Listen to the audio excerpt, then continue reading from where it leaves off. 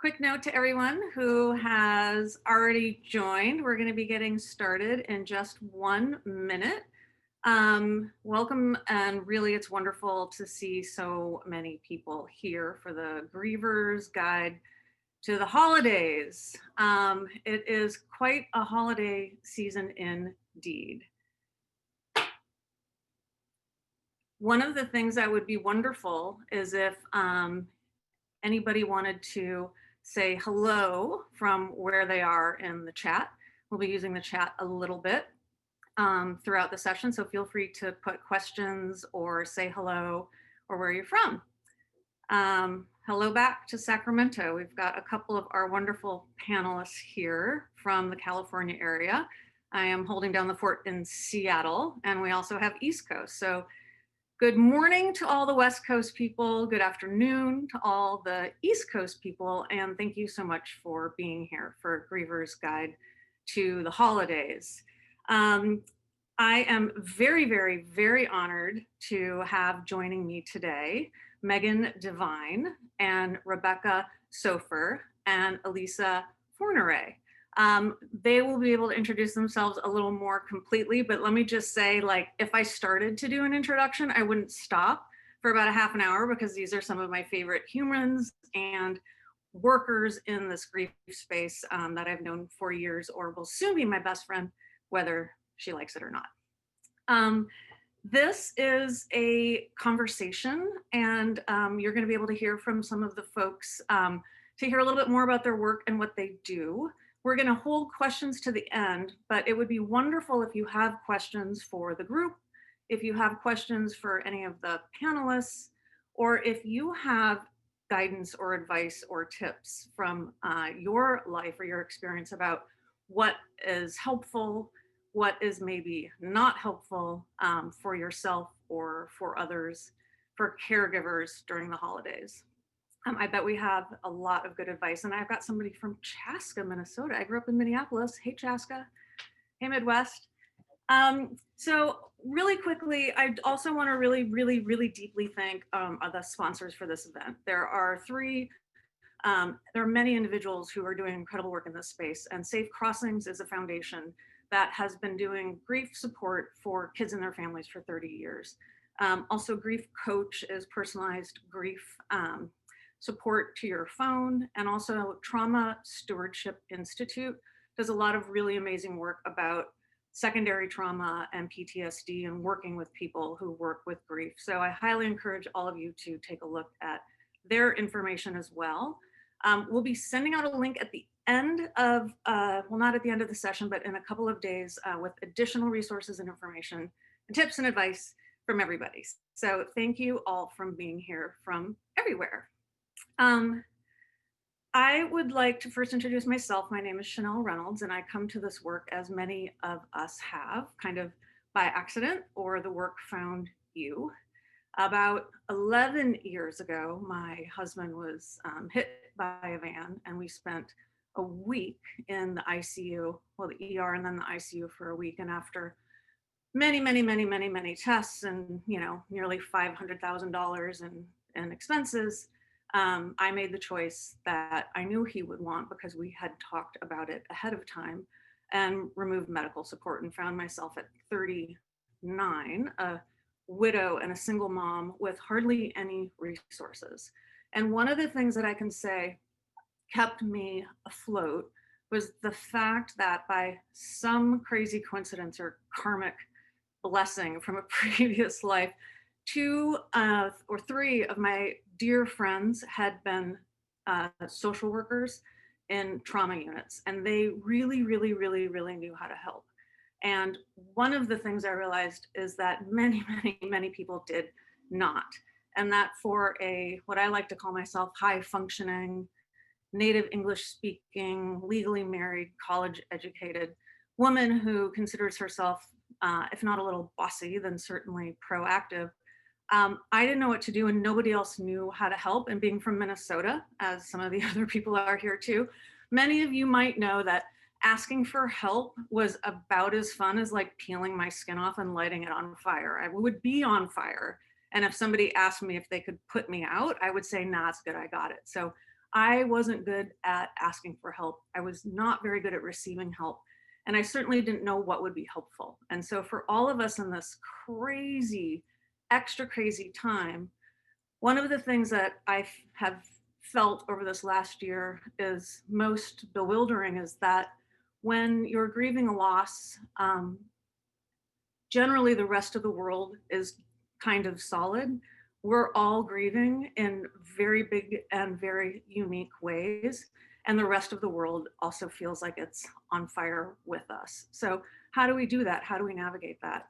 One of the things that I thought was really important was given that so many things are out of our control, I wanted to change the things that I could change. And so I created a website called Get Your Shit Together because that was not a marketing phrase. It was what I said to my friend in the ICU, which was, oh my God, I don't have my shit together.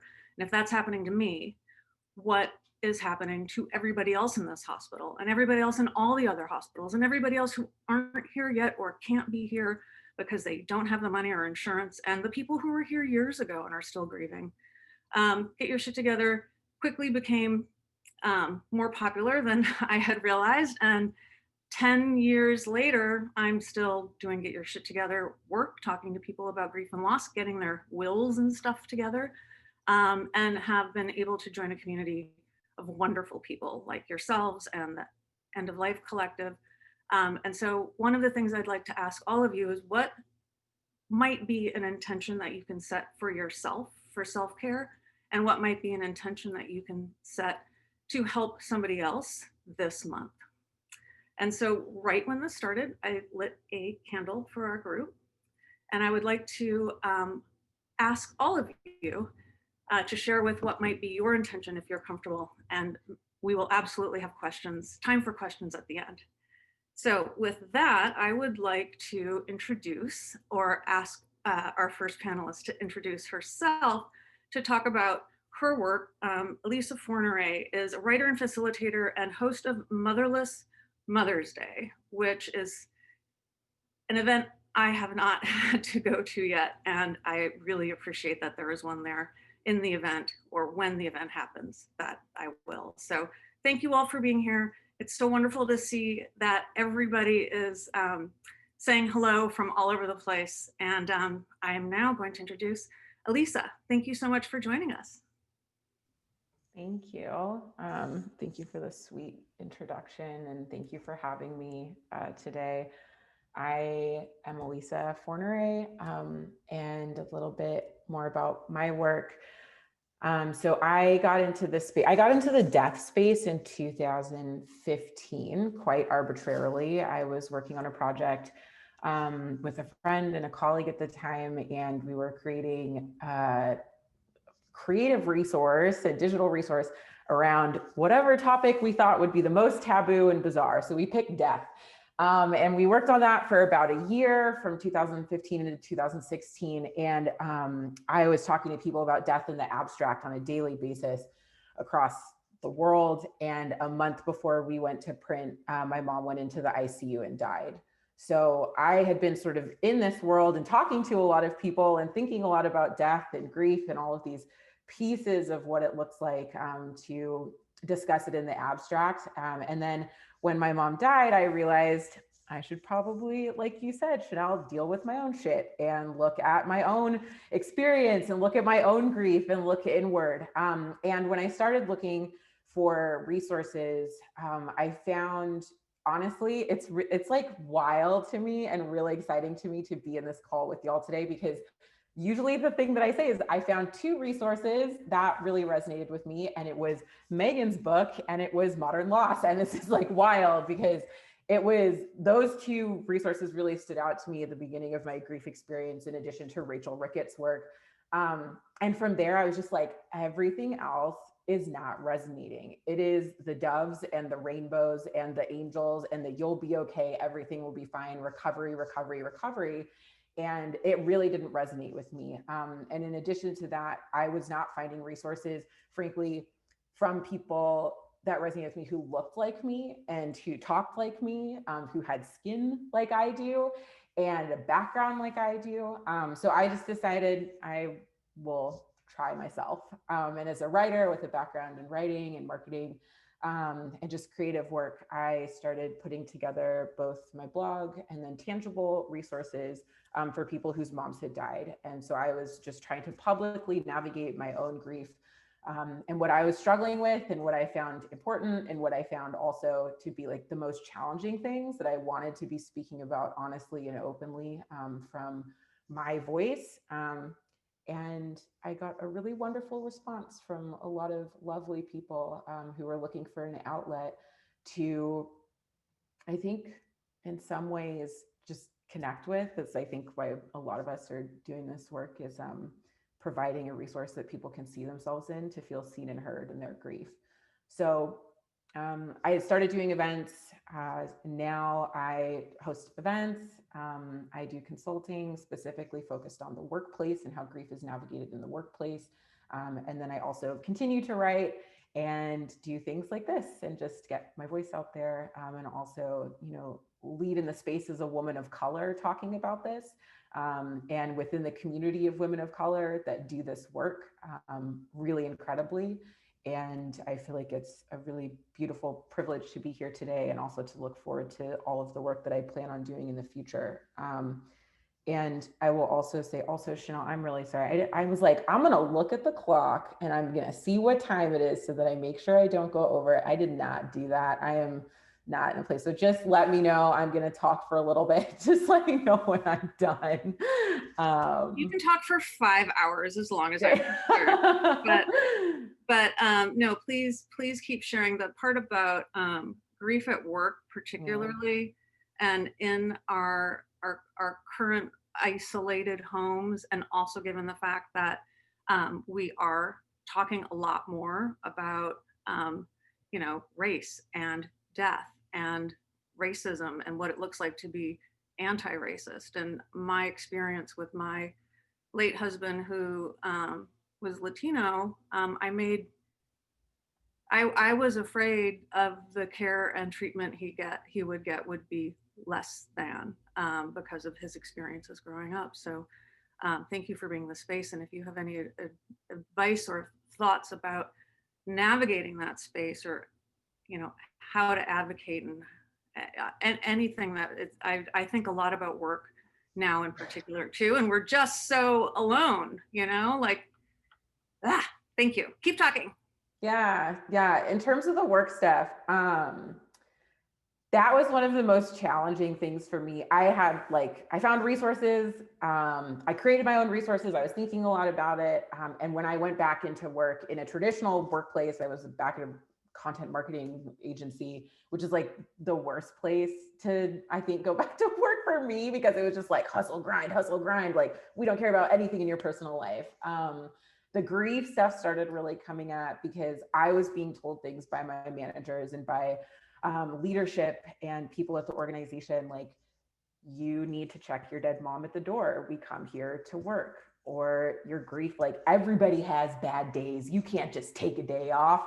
And I found it really challenging to have conversations and to navigate those conversations as a person like pretty early in their career, who really wanted to like be able to bring my whole self to work, because it felt good to be able to tell someone, today's going to be hard. I'm going to show up and I'm going to tell you that it's going to be hard. And like, we need to meet somewhere in the middle. And I didn't receive that in my first job. And I ended up at my first job after my mom died. So I ended up leaving. And now, it's the reason why I do so much of this work, because I've found that there are ways to be more supportive of employees, to be more supportive of, even for me as someone who works not in a, traditional hierarchical structure at the top of the ladder, like, to support anyone at an organization that is going through loss, because it is universal. It is a thing that we will experience whether we're a CEO or we're an admin assistant. And to be able to cultivate a culture of care within an organization is incredibly powerful and incredibly important, in my opinion. My mom, like, her being dead and my grief and my sadness does not go away just because I like clicked join on Zoom. And it doesn't go away at 9 o'clock and then come back at 5 o'clock when my day is done. And so sort of speaking about the realities of that and also helping people navigate it has been a real joy for me, because I know how much it meant. I was actually at a modern loss event a couple of years ago, and I had a conversation with someone who's like, I am in the middle of suing my employer right now. And I was like, I'm not alone. Like, this nightmare of the workplace stuff is just such a reality for so many people. So being an advocate in that space has been really incredible. And then in terms of the race stuff, I mean, to be honest,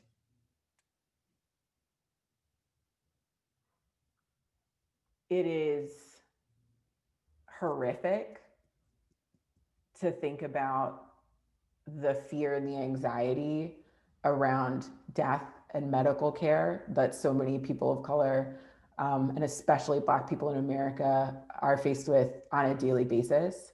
I guess when you ask for a piece of advice, the thing that I have found so incredibly powerful is specifically seeking out resources by or for people within my community. Being able to go to an event that is just for Black women who are grieving, or being able to go to an event that is run just by people of color speaking about grief, about intergenerational trauma, about the ways that grief impacts us very specifically and uniquely, has been huge for me.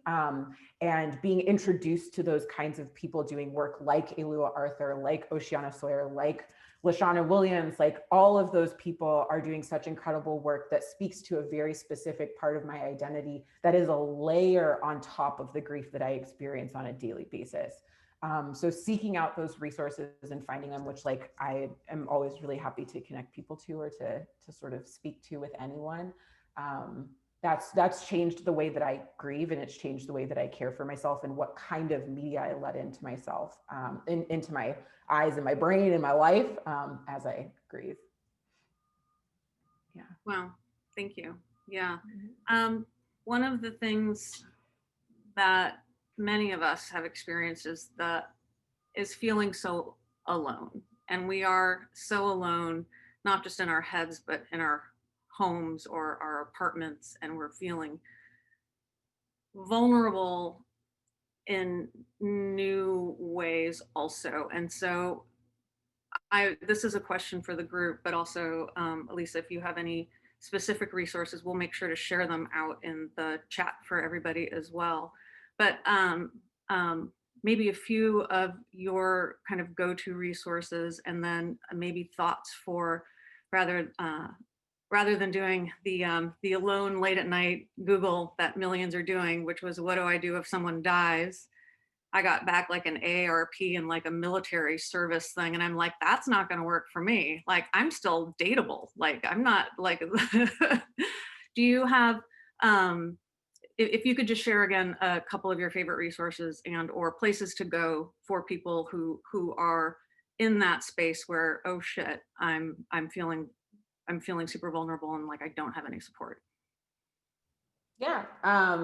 Again, like, Alua Arthur has been an incredible resource for me. Oceana Sawyer runs BIPOC death cafes that are specifically just spaces, private spaces for people of color.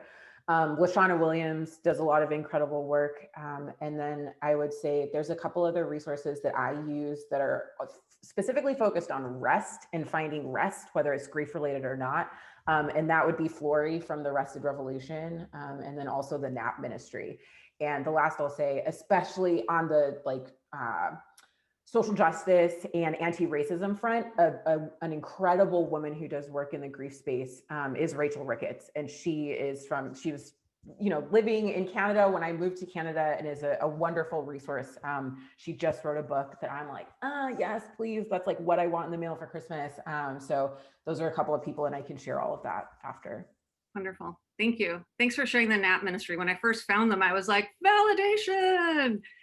Nothing a good nap. Well, there's a few things a good nap can't solve, but a few things can be solved. So thank you so much. I was really remembering the part about going to work and having very unsupportive managers or unsupportive community or friends or family, or those who are too afraid to talk about anything, that they just disappear out of your life. I had an instance, I think it was like a year after my husband died, and I was at IKEA getting one of those giant things off the shelf. And I saw across the way, and it's me, like trying to fight this giant thing. And I saw two people that I knew kind of, and I saw them see me and walk away and go in the other direction because it's too hard for them. Also, I'm like, I'm about to be smushed by a giant box. So like, could anyone come over here and help, even if you don't know that like I'm recently widowed and might cry at any minute?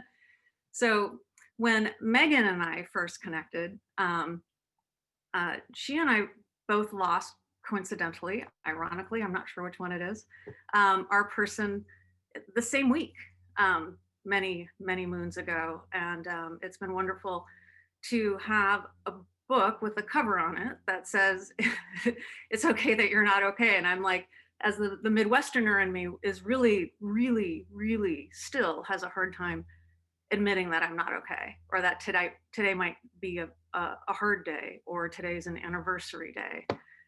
So Megan, welcome, and thank you for joining all of us here. I would love it if you would share a little bit more about your work, and the writing groups that you do and connecting with people as well. Yeah. So, listening to both Chanel and Alica talk about sort of your grief work origin study, it's almost like naming a lineage, right? Like here's how I found this, and here were my guiding stars along the way. I'm totally gonna cry, just so y'all know, it's what I do, right? This is emotional work, and all of us do it for a reason. What really gets me emotional now is thinking about the relationships, right? Like I can't listen to Chanel's origin story without remembering what it was like 11 years ago in those early days, right? Remembering how bleak it was out there, not just because our people died. So my partner drowned the same week and the same year that Chanel's husband died. So we bonded over that, right? But not just the event itself, but the social and relational and economic and what's the word that I want? Career ripples that spiral out from a loss. How bleak that was 11 years ago, and how incredibly deeply lonely. And it is better, right? It's better now because of our work, because of Rebecca and Gabby's work, because of Elisa's work, because of Alua's work. It's better, but we're not there yet. And I think that so many of us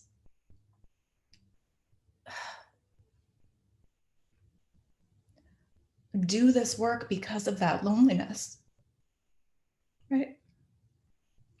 And it gets me because I still feel it. Like we do this work because of that loneliness.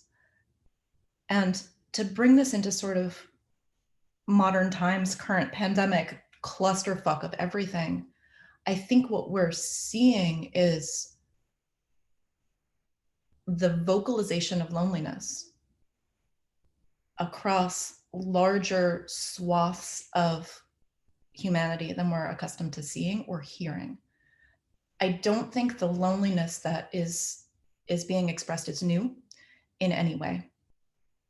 I think that the conversation about it is new. And to think about what you just said, Chanel, is like the Midwesterner and you is not okay still claiming messiness, claiming vulnerability or emotions, or not being okay, or not performing as having your shit together. There is so much unspoken pain on so many different levels. And it has to be okay to talk about that stuff. It has to be okay to talk about how hard it is to lose somebody you love. it also has to be okay to talk about how hard it is to be a person of color, how hard it is to be in a gender non-conforming body, how hard it is to be in a body or brain that doesn't function in the sort of statistical norms. It has to be okay to say ow in this culture. And we are, I think, in a really painful period of starting to realize how much pain there is in the world, in ourselves and in each other, and how completely we need to change the way we listen and the way we respond to pain in ourselves, pain in each other, and pain in the wider world. And so while this pandemic and the more visible fights for racial justice are shitty and uncomfortable and challenging, they are also a much needed catalyst to start talking about pain. So I love to see, we've got nearly 300 people here with us today. Who knows how many more hundreds or thousands of people will join us in recorded form. But the fact that we can have these conversations and start normalizing pain, to me, like, this is how we start serving or healing or transforming that loneliness that to me is the core of all of the work that we do. It's that loneliness that was so challenging and so heavy and so bleak when Chanel and I were shoved into this grief world. And I don't want to speak for you in any way, but I do feel like that at least from my perspective, is a generating force for a lot of us. And I think, Elisa, you spoke to that too, with the importance of seeing your own face reflected, your own experience reflected. That validation and that acknowledgement of reality, of what it really is to be you in your story at this point in your life, like, that is the medicine. It doesn't make things suck less. It doesn't fix whatever is happening in your life, but that validation and that reflection and that that acknowledgement is what lets us survive, right? So I kind of can't introduce myself without crying, because it's still important to me that we start listening. Ask me some questions, because otherwise I'm going to go up into not crazy tangents and take up lots and lots of time. So, well, again, give me something. I'm so glad that we organized this talk to last 5 days, because I don't know if anyone, I don't want to get off. There was a question from the group, and I know this is something that we've talked about, but the showing of emotion and anger when it comes to grief, and even more so during the holidays. There's the, like, my kids don't get to have their dad, and I'm fucking pissed about that. And also, I don't get to be with my dad because of the pandemic, and that there's the anticipatory grief that we're all experiencing, as well as like, lots of energy around anger and women being angry. Yeah. And oh my gosh, I hope we have 5 days, because I can totally go off on this one. Okay. So, well, if you could share with us, and we'll make time at the end for questions, but the anger part of grief is very complicated. Okay, so 2 things. One, I think that any show of emotion is uncomfortable. Now, I do this for a living. I literally cry in almost every single interview, and I still apologize for it in some fashion, right? And that's a discomfort with showing a level of emotion, right? So for me, I'm a crier. I literally cry in every interview. So emotional expression in general is still sort of taboo, right? We feel like we have to apologize for, I'm so sorry, I'm kind of disorganized and kind of a mess, and I'm so sorry, I'm so pissy today. Especially for women and women identified folks, apologizing for being emotional is like, that is part of the dominant paradigm that we're working to dismantle in our own, various ways. But anger, yeah. And I think for me, I can't talk about grief and anger without talking about compassion wars, right? We see this a lot in grief competition. If somebody says like, I'm so stressed out by this pandemic and like homeschooling my kids and having to change my work hours and I don't get to see my friends and my family for the holidays.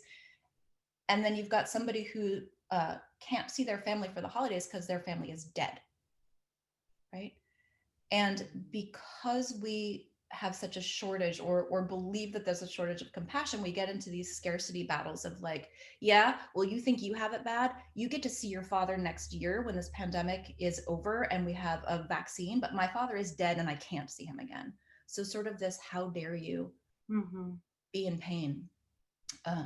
And what I always come back with is that is like, this is what happens when we don't honor each individual story, right? We treat compassion as a scarce resource. We can't support you because if we support you, then there's not enough support left for me. And that is actually the way that we treat compassion in Western culture is you can't be sad because nobody paid attention to me when I was sad. So we get into these skirmishes, these pain skirmishes. And it does make sense and I get it. And I think one of the things to notice is when we do that, like when you find yourself getting angry or territorial about somebody else's pain story or somebody else saying they're having a hard day and you feel like you don't get to have a fucking hard day because my day is worse, to notice that that's what's happening and ask yourself like this, you know, can I offer some compassion and some validation and acknowledgement for that person's suffering without it taking away from the support and validation that I need for myself, right?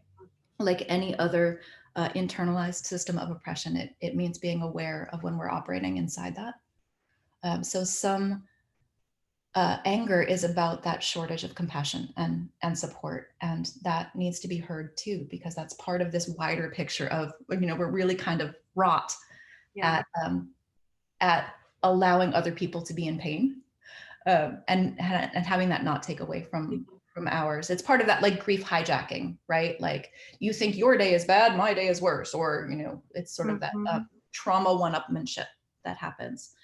So that's all my lead in to talking about grief and anger. Like anger gets such a bad rap, right? It's like, oh, it's one of the dark emotions, which dark emotions as a phrase, everybody is racist. But these like challenging negative emotions, that's where anger sort of gets shoved. And like all emotion is a reaction to something. It's a response to something. Emotions are information, right? And anger is a sense of injustice. It makes sense that you're angry about something that doesn't feel fair, right? Yeah, there are a lot of comments about anger, so I want to make sure that we have the opportunity to come back to that. Thank you so much. The part about being, you know, our feelings, showing our feelings, one of the things that we've talked about, and one of the things Rebecca and I have talked about, and also is in your book and your work, role modeling, positive role modeling of grief. And when, you know, we're talking right now, we're in this holiday season, and I recall one story. It was a few years after my late husband died, and I had been so trying to keep my shit together and make sure that my husband's death didn't ruin the rest of the life for my kids, that I was like keeping the plane up the whole time. And one time my son, who was much younger then, said, "How come you never cry about Papa?" And I was like, oh, I did it wrong. So trying to role model grief and your emotions. And Rebecca, I know that so much of your work with modern loss and connecting people as well, like I would love to hear, well, I'd love for you to introduce yourself to the group and also hear anything that you may want to share about grief in the holidays and role modeling loss, or teaching people how to be with their grief and express it as well. So thank you. Thank you. And thank you for, you know, Megan, I was just like transfixed by you. I think I even like took a short nap with my eyes open because you were like equal parts like relaxing and so poignant. And Elisa and Chanel, it's just I feel like I'm like hanging out with people I really love very much digitally, and it means a lot. So thanks for having me here. So my name is Rebecca Soffer, and I run something called Modern Loss, which, as Elisa said, she founded a few years ago. We launched it, my co-founder and I, Gabby Berkner, we launched this in November of 2013. So we just celebrated 7 years of doing what we do. We are basically a movement to eradicate the stigma that still surrounds honest talk on grief and loss and the forever aspect that comes alongside it, because it's not just that first 365-day period of time where, you know, everybody assumes on day 366, or a lot of people would like to assume that it's a whole different ballgame. You know, when it's been a year and a day, you're in a new phase of it. And you probably are, but it might look like a phase that it looked like, you know, when you were 2 months into it, because grief is just like a beast that you have very little control over. And so you can only control what you can control. And what you can control, in my experience and the experience of people who are part of the Modern Loss community, which in essence is an online publication that publishes various narrowly focused essays, personal essays, resources, practical advice around one aspect of the grief experience. And when we say grief for modern loss purposes, to do what we do really well, we define it as grief to death loss or anticipatory death loss, et cetera. We know that there are so many valid forms of grief out there. But that from death loss, from grief, you know, it's anything under the sun, right? It's all the stories in the world. And frequently I find myself describing modern loss to someone who's never heard of it as like, hey, have you heard of Humans of New York? Yeah, like who hasn't, right? It's a great endeavor by Brandon Stanton. And what is it in essence? It's, you know, these amazing stories, and the common denominator is like everyone is human and everyone is in New York, at least the Humans in New York portion of it. But beyond that, you get every story under the sun. You get stories about sex and identity and work, relationships, friendships, career choices. All of these amazing things stem from this. And the common denominator for modern loss is that we have all these stories, but they stemmed from the fact that there was a loss. And so we're trying to show that grief and loss touches everything. It's, you know, when people say you're politicizing grief, you're not. Like, grief touches everything. It touches politics, it touches industry, corporations, it touches everything. And we're trying to kind of universalize it, make it really clear that, you know, like Elisa said, you don't check your grief at the door when you get to the office in the morning. It's with you when you're in like a writer's room in a meeting, which is what I was in. The reason I do this work in the first place is I had just turned 30. I was a political satire producer. I worked for the Colbert Report. Like, this was not my life plan. I was going to be, you know, a producer of really thoughtful, amazing content and make like a very little salary for doing it. But, you know, I was going to love it because it was God's work to me. But instead, my mother was killed in a car accident while I was working at a daily television show. And almost 4 years after that, my dad died. So by the time I was 34, neither of my parents were alive. Wasn't my life plan, wasn't anybody's life plan. And it hit me very quickly that, you know, not only is this like grief, clearly it's isolating, it's lonely, but I was in a period in my life where I was trying to build up so many aspects of my life. And I wasn't, you know, a child, and I wasn't in the latter stages of my life. So I wasn't like surrounded by kind of support mechanisms that you would hope would be in place, like guidance counselors or other grown-ups who, you know, were concerned about you or had legal responsibilities for you. I wasn't, you know, surrounded by peers who, all of whom could, or many of whom could understand what it feels like to like lose a partner or lose friends. I was just kind of 30 and single and going to work every morning and expected to be funny, expected to make jokes, which sometimes I wanted to do. And sometimes it drove me insane. And I realized that it was really hard to like toe the line between building up all of these things that I wanted in life and I still wanted them, and also extreme loss. And I had to navigate both worlds every single second of the day because I wasn't sure when the sneak attacks were going to come, because grief has its way with you. And so out of that came modern loss, out of that isolated experience. And Gabby and I met as friends through that experience. And so we are really a movement. And I think that, Chanel, when you ask about, you know, modeling grief and sharing our stories, Modern Loss was founded on the tenet, because I'm a storyteller, I'm a producer, I'm a writer, an editor, Gabby's a journalist, that storytelling is a change agent, right? And I'm not a therapist, and I'm not, you know, I don't have any like letters after my name except for like MS, which I'm very proud of, Masters in Science, even though like not a scientist, but that's what they give journalists. Um, but I learned through experience and through community and through the desperate need to not feel muzzled going to work or talking with friends or talking at cocktail parties, you know, or on dates. I didn't want to feel muzzled talking about my life and my grief. And I didn't want to feel like I had to talk about it all the time in a way that would bring the record to a screeching halt. Sometimes I really had to mention that my mom was dead because it was context for a lot of other things.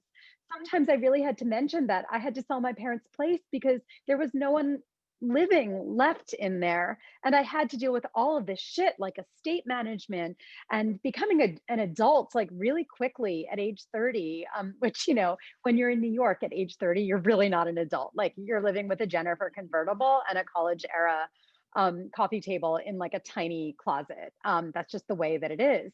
And so it dawned on me that the idea of being able to share my story, like I put myself like in that position in my mind, and it felt so much lighter Mhm. than all the effort that I was spending on pushing it down and like doing like, which I love, like the Indian head bob, which can mean anything. It's like not a nod and it's not a shaking of a head. It's like, or like it's like the most genius gesture ever, which means neither like here nor there or yes or no. And I was tired of like trying to be vague with my answers. It just took so much energy to try and create an alternate narrative. And I just wanted to feel like I could let my shit out and not have it be this huge dramatic thing, and not have it be something where people thought they were going to catch my grief, because Right, it's like not contagious, FYI. Like, right, right. and Yeah, talking also about it doesn't kill you, it turns out. it's not going to kill you. I mean, it hasn't killed me yet. But you know, I think the bottom line is that I realized that the more we can share our stories in ways that are raw and vulnerable and open and candid and fearless, we're just going to make it better for the next person who goes through it. We're not doing anyone any favors by doling out platitudes and Right. assuring someone that it takes a year, or saying, you know what you should do, or like you say, like the hierarchy of grief, which is total bullshit. Like everyone's reality is their own and deserves to be examined and honored and have space held for it because it's your reality. Have, And the more that we can do that, the more we're just going to like eradicate this stigma. So that's what right. modern loss is. I love it. And the word stigma is so important. And one of the things when it comes to the holidays is all of this architecture or foundational stuff or stigma or expectation about the holidays needing to look the same or the holidays can't be the same. I spent the first few holiday seasons or rounds of holidays out of the country because I just couldn't even be in the same country because nothing was the same, and I knew enough to know that I couldn't pretend. But because a lot of people are talking about holiday season and navigating that, and I know the gifting thing, like you cannot go get a coffee without everything tied up in pretty boxes for the Right. last month and for the other ones. And gifting is like, I mean, gifting is such a beautiful thing to do. And when you don't have those or you can't have them, can you talk a little bit about the gift exchange that you do and the gift guide that you do? Because when you don't get to get a present from mom, Mhm. like how have you approached that? And also, I think that's going to be helpful ideas or suggestions Mhm. for people as well to take care of self and others during this shitty, awful, amazing, brilliant, gorgeous, terrible time of the year. Yeah, I think that's a Hallmark card somewhere. Or it's like a category. It should be very hyphenated.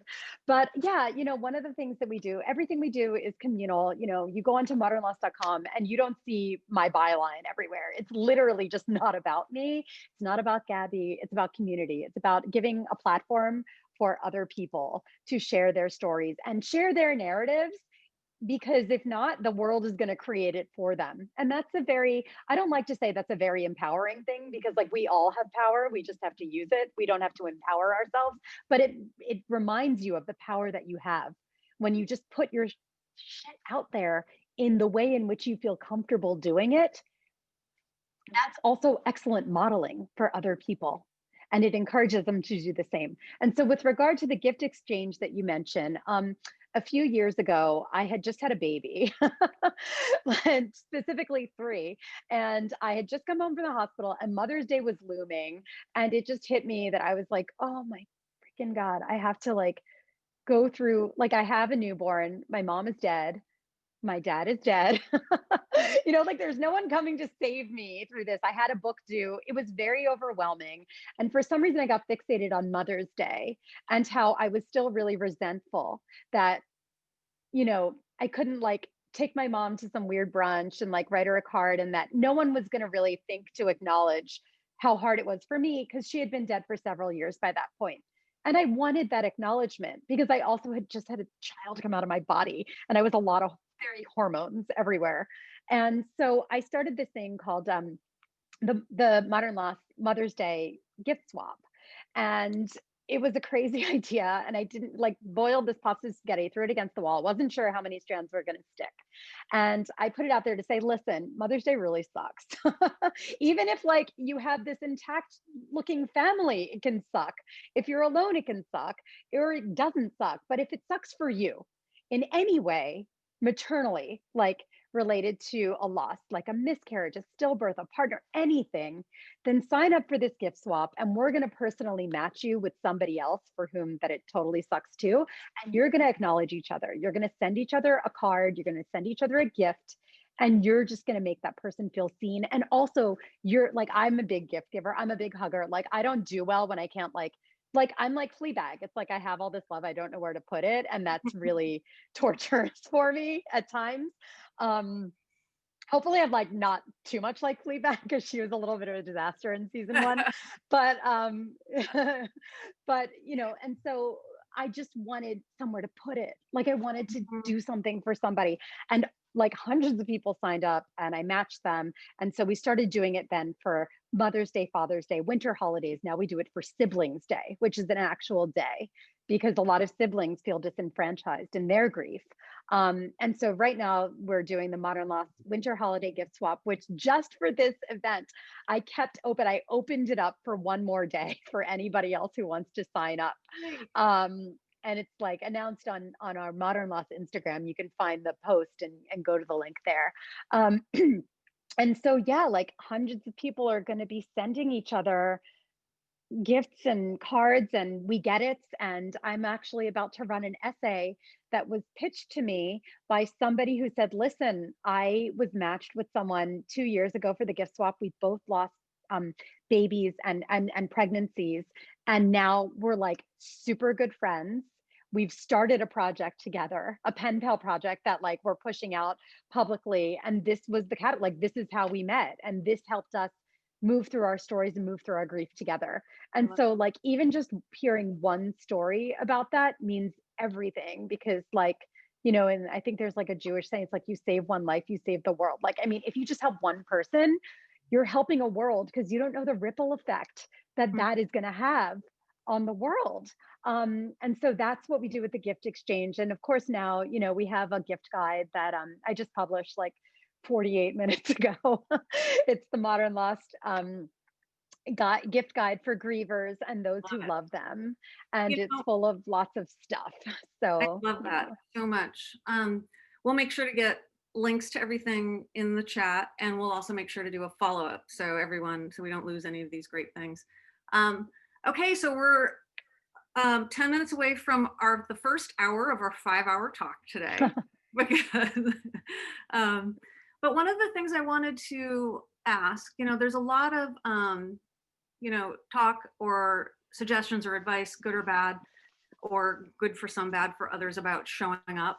And this year, showing up is extra challenging and complicated. So I wanted to give you all an opportunity to answer any of the questions that popped up, or anything that in addition you wanted to share. And what I would ask is if there's also any bit of advice, like one thing that you have found that is especially helpful for self when taking care of your heart and your grief, or caregiving for others. And one thing that you have found is helpful when connecting with other people, or feeling challenged to connect with other people. And there's lots of please do this, and also very good advice in all of your writing about don't do that. So either a do or a don't, but I would love to hear for self and or others, and give you all a minute to be able to close out. And there are so many questions, and I think we're really hitting a lot of them. So Elisa, I would love to give you the opportunity to circle back to you, since you got to go first, but also now there's all sorts of other goodness in the chat and everywhere else. So any do's or don'ts or advice for self or others that you would want to share with us? Yeah, I think in terms of an offering for self, is one of the things that I have learned, and I'm continuing to learn and apply, is allowing myself flexibility, especially around the holidays and the end of the year. As Megan commented the other day when she emailed me, I have a vacation responder that is on all the time. I am not on vacation. I am working a lot. But I've built in some systems into my life and my work that allow me flexibility so that I am not always on for other people. I also will say, I was showing this on my Instagram last night, and it's on my desk. I literally have a piece of paper that has a checklist of what I do in the morning, what I do in the afternoon, what I do in the evening, to just make it through the day, because that is what I feel like I have the capacity for right now. And then I also have a list at the bottom of things that feel good, so that for me, the biggest thing I've also learned in this flexibility is that the decision making when I'm grieving can be so challenging. The decision of what to eat for dinner, I am already thinking about it and stressed about having to make that decision today. And figuring out things that are going to feel good to take care of myself when I am so deep in anxiety related to grief, can make it really challenging. So I have a list that literally is light a candle, go outside, get in water. And I think that I do that kind of planning and set the vacation responder and do all of these things when I feel pretty good, so that on the days that are truly terrible, I don't have to rack my brain to figure out what I'm going to do next. I have it on a piece of paper at this time of year. So yeah, that's the self stuff. And that's what I'm really focused on right now too, is I am showing up, opening my eyes every day and just getting through right now. So yeah. Thank you. I love that. I love lists. I have many of them all over the place. It's referring back to them. Thank you so much. I appreciate that. Megan. Yeah. Advice for self or others, do's or don'ts. One of my favorite things that I refer back to, and I don't have a copy of your book with me, because I always give them to other people. Yeah. The one or two, and Rebecca, I'm I can't keep a copy of your books here, because everyone's like, what do I do? And I'm like, here, take that. Fine. But would love to hear from you, navigating this holiday, what can be helpful? Yeah. So my for self and for others advice is the same thing, and it's don't assume, right?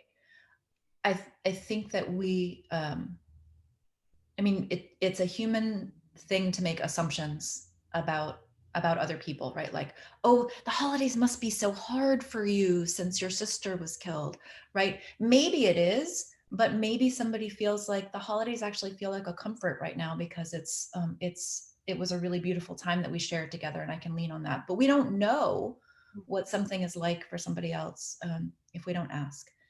And the same thing is true for ourselves, right? Like, you've never had to live this loss inside a pandemic, inside whatever other disasters, small and large, are happening, right? So one of the things that you talked about a couple of times today, Chanel, was this idea of holding ourselves up to some ideal of what the holidays should look like, whether we're performing that because we think our kids need it, or because we want to show the outside world that, or we don't want to do wrong by the person who's died.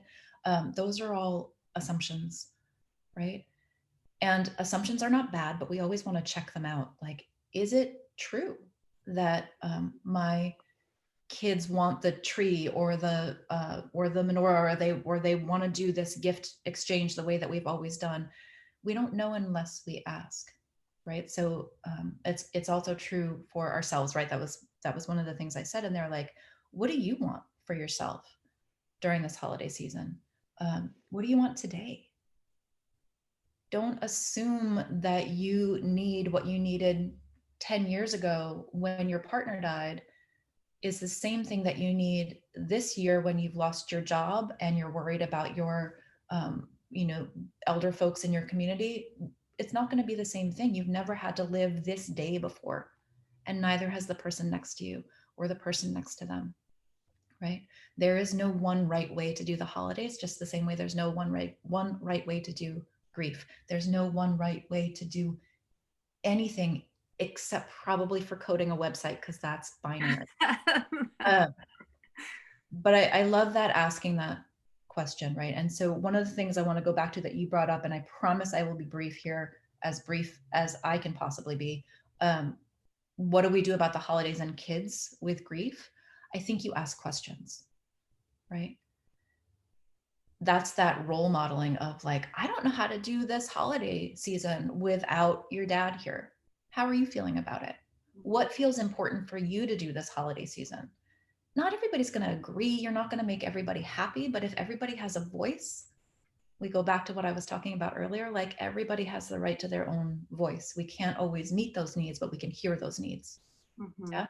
Mm-hmm. I think we have a much better chance of getting that dream holiday we think we should be getting if we check out, what does that dream look like to everybody and to me today?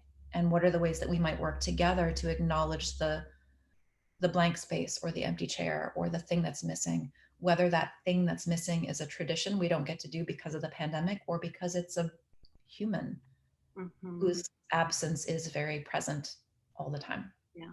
Yeah. That giving yourself permission, even if you need to write it down and put it on a sticky note somewhere. All the sticky notes. Yeah. And cutting yourself some slack. That was one of the best pieces of advice I got. So Chanel, you're now single parenting and you're doing this thing and you're trying to do this, and now you want to like bake cookies, like gingerbread cookies. I'm like, well, it just seems like the thing I should do. And they're like, you don't bake though. Right. Like the thing. And I still don't. I'm like, oh, right. Cut yourself a lot of slack. There's and the things that we do trying to hold ourselves up to some ideal, and that ideal is manufactured anyway. And that is true in grief. That is true in anger. That is true in holidays. That is true in any time of stress or any point of pain. Is like, quit performing shit, because that performative ideal is made up. It is indeed. And probably inherently problematic for lots of reasons. Yes. So just please yourself and listen to those around you. That's another note. Stop it. Just stop it. Yeah. One of the things, priceless, timeless, forever advice. Rebecca, one of the things I remember in the Modern Loss book and in the website is a lot of the illustrations and the guides as well, like the very funny versions of do this or don't do this. And I know they're very, very popular as well. I'm curious if you have a couple thoughts to share with us to close out our Griever's Guide to the Holiday. I mean, yeah, we're big fans of like, don't do this. Not for people who are moving through grief, but for like offering support. We're pretty convinced that there are like just empirically some things that traditionally don't work well when you're trying to, help somebody who's grieving. And I mentioned some of them, like the platitudes, the at leasting or comparing or brushing aside or, complete silence, ignoring, not normally the way to go.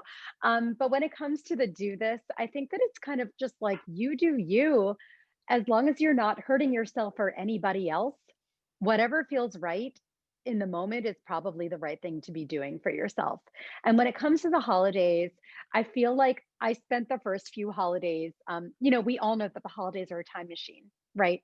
And that while any given like random Tuesday night is a huge night for grief, when your mom died or when you had a stillbirth or you lost a partner, especially holidays that we associate with rituals are incredibly difficult traditionally, or can be, as Megan said, doesn't, it's not always, but can be, because we know exactly where we were at a certain point in time on that exact day, that exact night, 4 years ago, 3 years ago. We know who we were with, we know which roles everybody was playing, and now one or more of them, or maybe someone we had hoped would be with us, is not there. And we've lost dreams of our present, we've lost dreams of our future, and that can make these holiday periods, especially, uh, just a mess emotionally, because we brace ourselves. And we all know on this Zoom that we don't brace ourselves starting on Thanksgiving. We brace ourselves starting in like September. Okay. And I'll wrap up because I know we're out of time. But we brace it, like anybody who's grieving is going to brace themselves in like the early fall because we know what's coming. But what I learned really well, and I think what a lot of our community members learned, is that there's only so much planning you can do, because you can do all the planning until the cows come home about how you're going to do it this year in pandemic. You're going to do like a Zoom on Christmas Eve with your friends, and then you're going to do a crafting project, and then you're going to like do 40 Peloton classes because that gets the lead out, and then you won't have any neurons left to think about how miserable you are. But maybe when the day comes, you actually just feel like doing Chanel, like baking, even though you're like a shit baker. Maybe that feels right. And so do that. And the thing that I think, when you say don't assume, Megan, like we always say, kind of like, let the day be the day, make all of your plans, create all of your backups, alert all of your support systems, like call your friends in advance and your family and tell them, hey, FYI, like this might be really hard for me. Just check in. And you might be fine, and you might not want to do any of the things you planned and do something else instead. As long as it's not hurting yourself or anybody else, just do it and let the day be the day, And I think that hopefully should take some of the pressure off of trying to do the holidays right as a griever or as somebody living through a global pandemic, because it's new for all of us. Right. Indeed. Thank you guys so much. Wow. Okay, hour one. So now we're moving into hour two. No, but we could be here forever. I just want to say thank you all so much. Alica, Rebecca, Megan, it's always a joy, and thank you so much for all of your wonderful, thoughtful, personal, professional, expert stories and advice for everyone else. I am going to blow out our candle for this particular event, and thank you all. You'll get a follow-up with all of these wonderful resources. Thank you for coming, and you are all free to go. Please follow up with me or the group. If you want to stay on the chat for a minute, I just want to say thank you to the End of Life Collective, EOL, for hosting this event for all of us and making it possible for all of us to connect with all of you. So if anyone is interested in remaining after the close, which is now, we will show a short video if you wanted to learn more about it. Other than that, thank you all so much. It's an honor, and thank you all for joining us. Thank you. Thank you.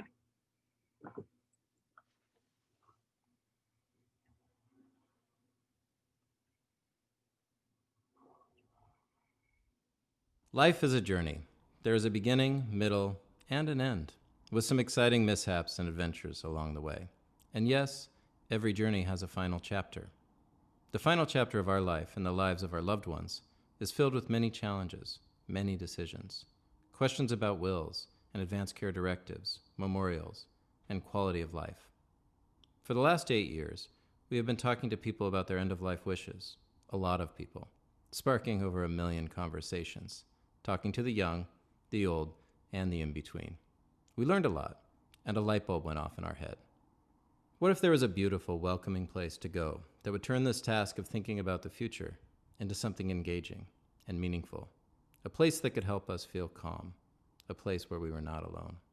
At the End of Life Collective, which we affectionately call EOL, we have gathered hundreds of the best caregivers and service providers together in one place.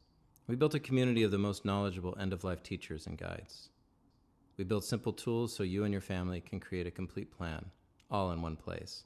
And we made it free and available to everyone. On EOL, you will find service providers to help you with financial and legal planning, for wills and trusts, and medical documentation. You can explore insurance options and find the best in later stage living. We will help you if you are in the middle of a difficult time and are looking for memory care or the most trusted hospice and palliative care options. Maybe you are planning for a funeral or are interested in green burial, or perhaps you are struggling with grief. You will find a community ready to help you with all of these things. And most importantly, EOL is focused on wellness. We are committed to helping people live the best lives possible, even in the hardest of times. At RoundGlass, we strongly believe that the last chapter of our life, even if it is very far off, has so much to teach us, so many gifts to give. EOL is a place to gather together and plan for life's last chapter. This is the very beginning of this new adventure. Take a peek.